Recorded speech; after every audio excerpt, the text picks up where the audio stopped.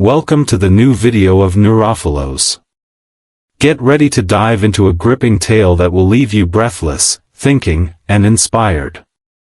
Whether you're here for the mystery, the drama, or the unexpected twists, you're in the right place. Make sure to hit that like button, drop a comment, and subscribe so you never miss another powerful story. Let's begin. The illusion of goodness. Do you believe you are a good person? Think about it for a moment. Calm, kind, incapable of harming anyone. Maybe you even take pride in your patience, in the way you avoid conflict, in the empathy you show toward others.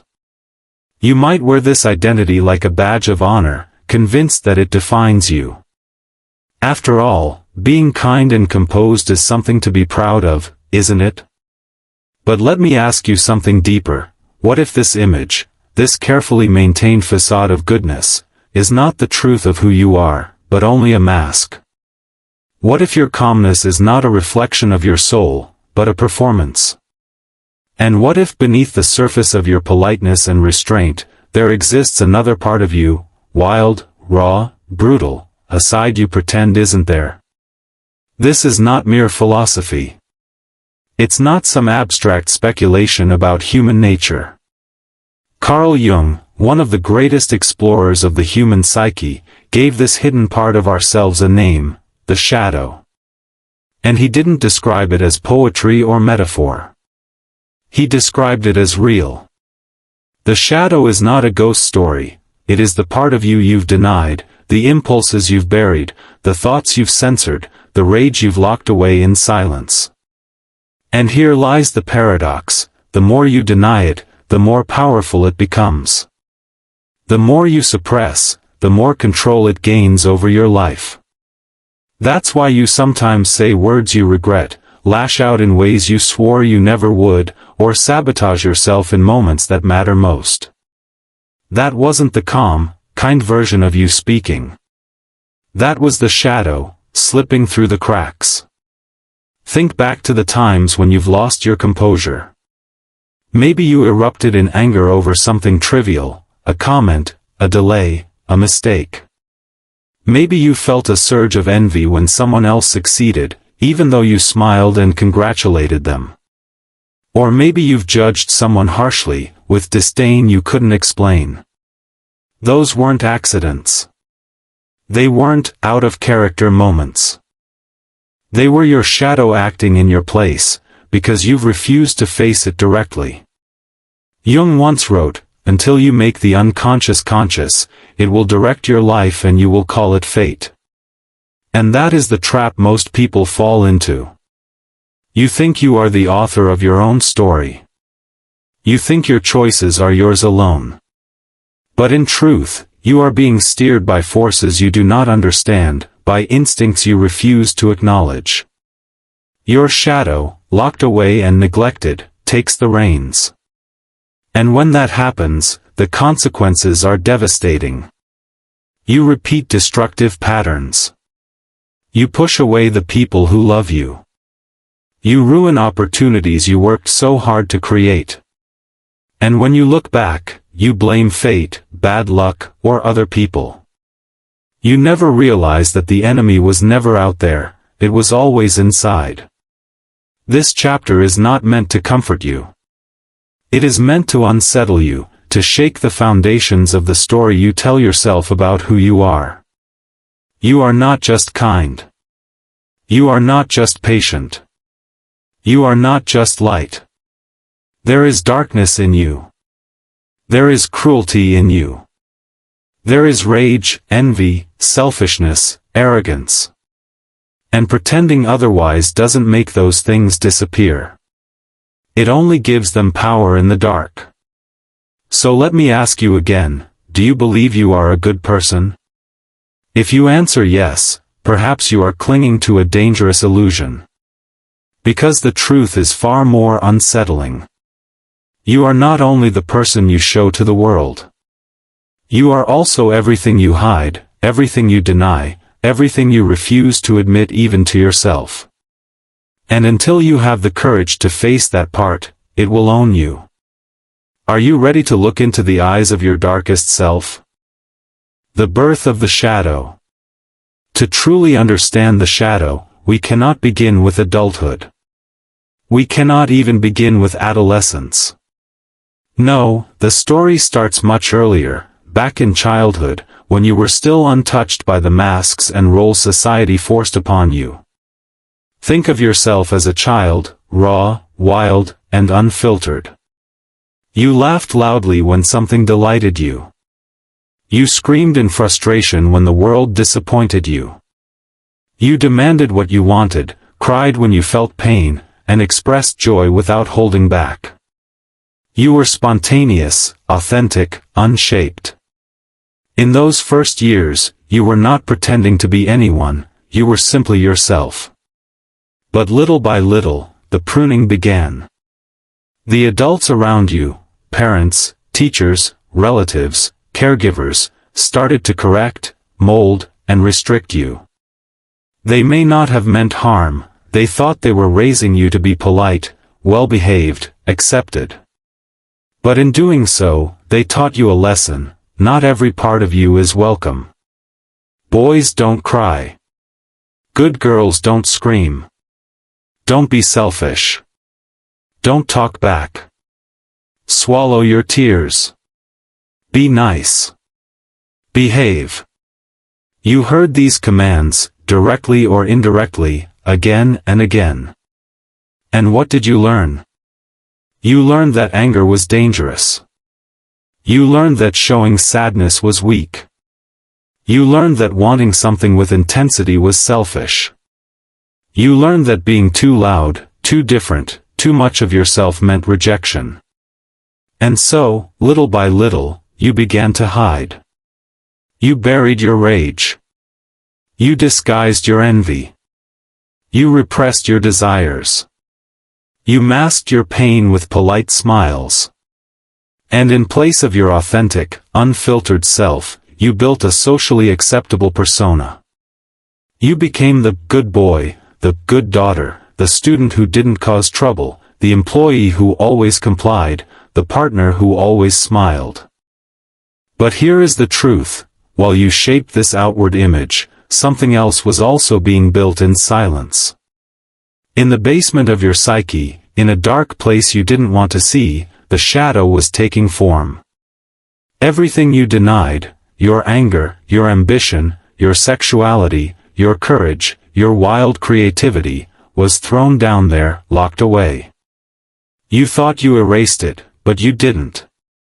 You only buried it alive. Carl Jung explained it simply: the shadow is everything in ourselves we have rejected.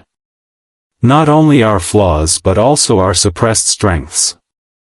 It holds your aggression, yes, but also your bravery.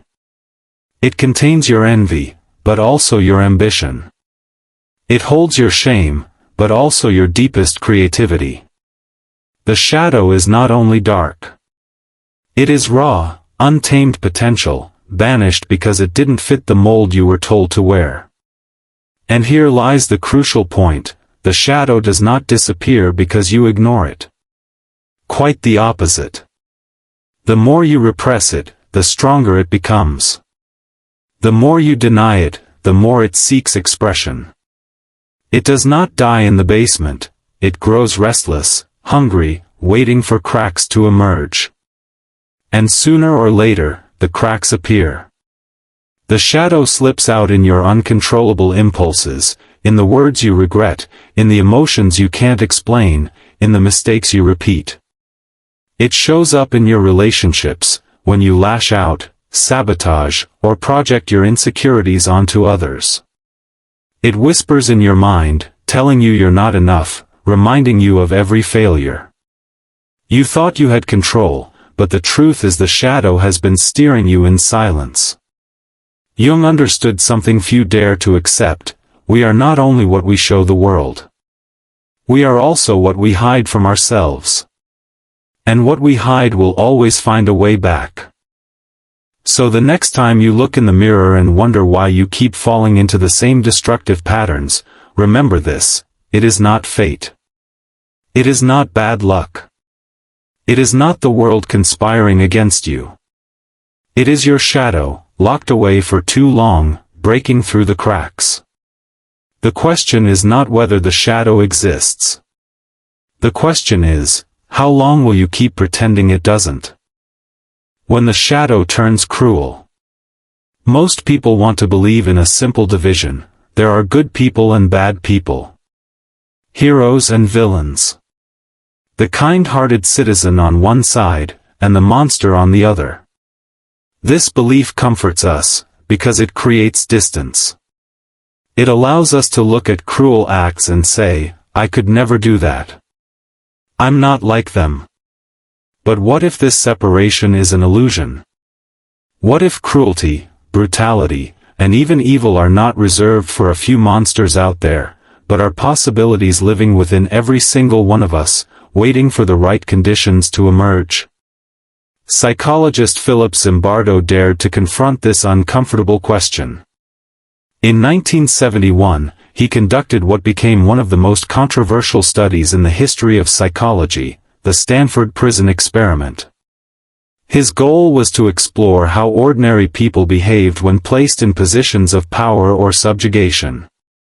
He selected 24 young men, college students with no criminal records, no history of violence, and stable psychological profiles. They were, by all measures, good kids. They were randomly divided into two groups, guards and prisoners. The basement of Stanford University was converted into a simulated prison. The guards were given uniforms, batons, and mirrored sunglasses to create anonymity. The prisoners were stripped of their names and given numbers. What followed over the next 6 days was nothing short of horrifying. The guards, ordinary students who, just a day earlier, were joking with their peers, began to abuse their power. They shouted at the prisoners, humiliated them, deprived them of sleep, forced them to perform degrading tasks, and escalated their punishments daily. They imposed authority not with reason, but with cruelty. The prisoners, in turn, began to break down emotionally. Some cried uncontrollably.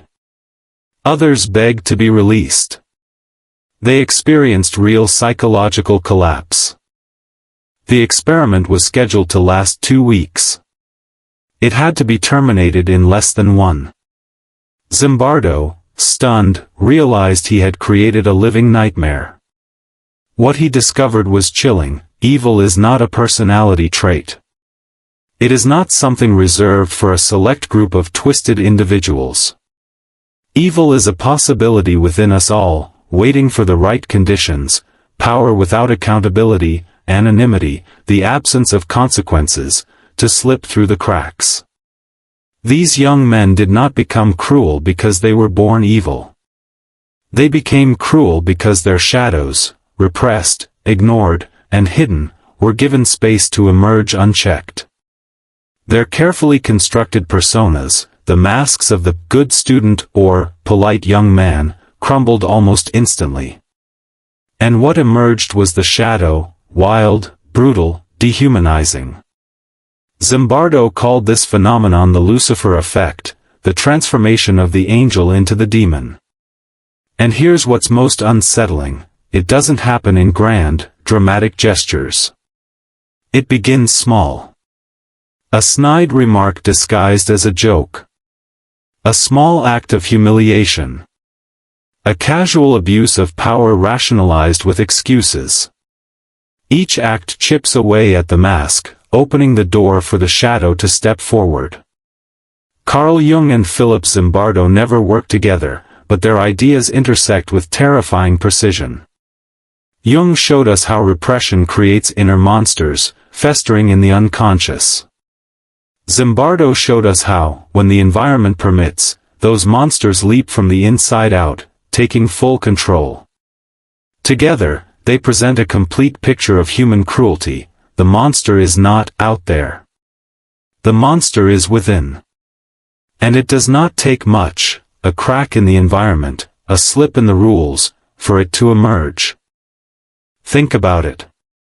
The line between good and evil is not carved into stone.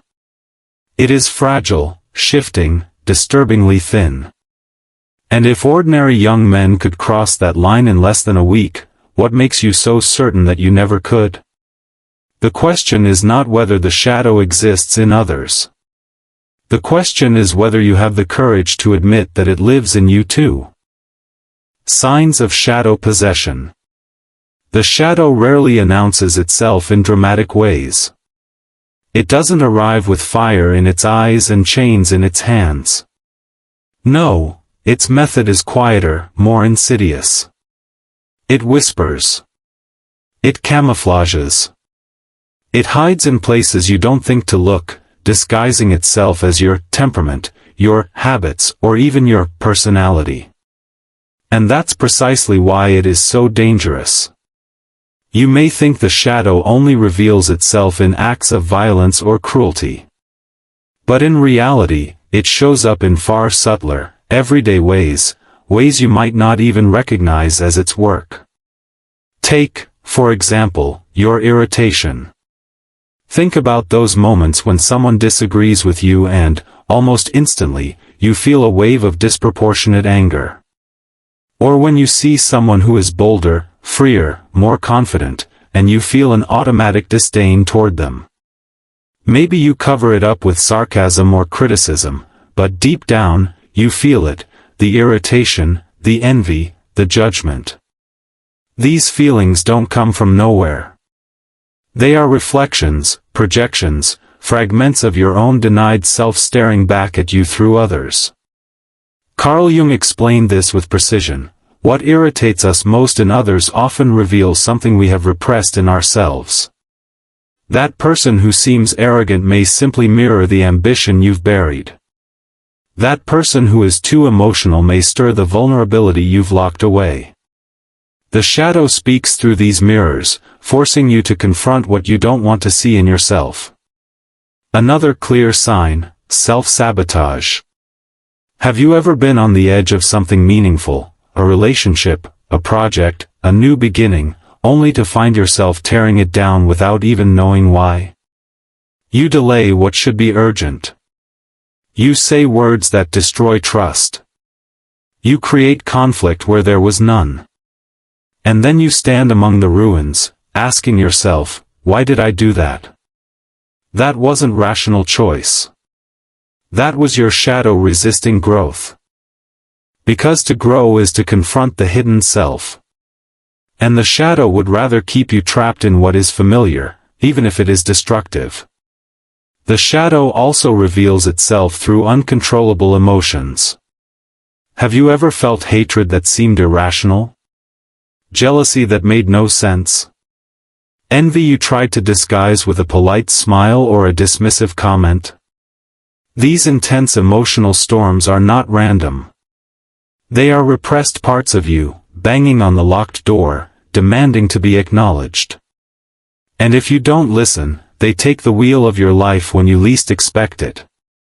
But perhaps the most deceptive sign is the mask of virtue. When you try too hard to appear good, patient, humble, or spiritual, beware. Excessive virtue is often the shadow's most sophisticated disguise. The person who prides themselves on their endless patience may secretly be boiling with suppressed rage. The one who boasts about detachment may simply be running from their own deep neediness. The preacher of humility may secretly crave recognition. Here is the hard truth: the more you cling to the illusion of being purely good, the more power the shadow has over you. Because everything you refuse to integrate will possess you. What you deny does not disappear. It grows in silence and finds other ways to express itself. This leads to a troubling question. What if the image of a good person you've built for yourself is not a reflection of who you really are, but a prison you've constructed to keep your shadow hidden? What if your politeness, your kindness, your patience, are not strengths, but defenses? You think you are good. You think you are kind. But maybe you are simply controlled by the very impulses you refuse to admit. The shadow is not the enemy you've vanquished. It is the truth you've never dared to face. Shadow work, the path to freedom. By now, you understand that the shadow cannot be erased. It cannot be silenced forever. You've seen how it is born, how it hides, and how it manipulates your life from the dark. The question is not whether it exists. The question is, what will you do with it? For many, the instinct is to keep running, deny it, bury it deeper, drown it with distractions. But Jung was clear, one does not become enlightened by imagining figures of light, but by making the darkness conscious. Your shadow does not want to destroy you. It wants to be acknowledged. And the longer you avoid it, the more it possesses you. The only path to freedom is not denial, but integration. This process has a name, shadow work. And it is neither simple nor comfortable. It requires brutal honesty. It demands courage. It asks you to look directly at the parts of yourself you feared the most and say, I see you. You exist. You are part of me. Shadow work begins with a question, what in me do I refuse to admit exists? This is where the masks fall away. Do you feel envy? Admit it. Do you secretly enjoy seeing those who hurt you fail? Acknowledge it. Have you ever wanted to harm someone with words or even actions? Face it. Because what you deny controls you. But what you confront, you transform. One of the most powerful tools is the shadow journal. Take pen and paper, or an empty document, and write without filters, without censorship. Let your darkest thoughts spill onto the page. Write the things you would never say aloud, the feelings you're ashamed of, the desires you hide. It will feel uncomfortable, even frightening. But that discomfort is the doorway. It is proof that you are finally facing what you've buried.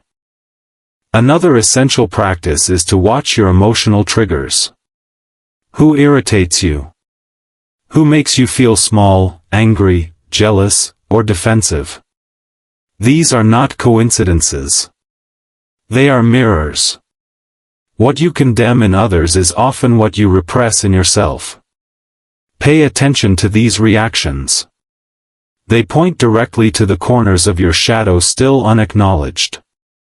And perhaps the most transformative step, learn to dialogue with your shadow. Do not fight it. Do not try to destroy it. Speak to it as you would to a hidden part of yourself. Tell it, I see you. I hear you. You are part of me. But you do not control my life. This simple act shifts the balance. Fear turns into awareness. Anger becomes strength. Insecurity transforms into clarity. This is the essence of integration. You are no longer at war with yourself. You are no longer pretending to be only light while hiding your darkness. Instead, you embrace both. You stand in the full truth of who you are, your fragility and your power, your cruelty and your kindness. And from that place of wholeness, real freedom emerges. But be warned, shadow work is not a one-time task. It is not a mountain you climb once and then descend victorious. The shadow is alive. It will return. It will test you. It will try to slip back into control. That is why awareness must be constant. This work never ends, because life never stops confronting us with mirrors. So now, the question returns to you. Do you want to be free?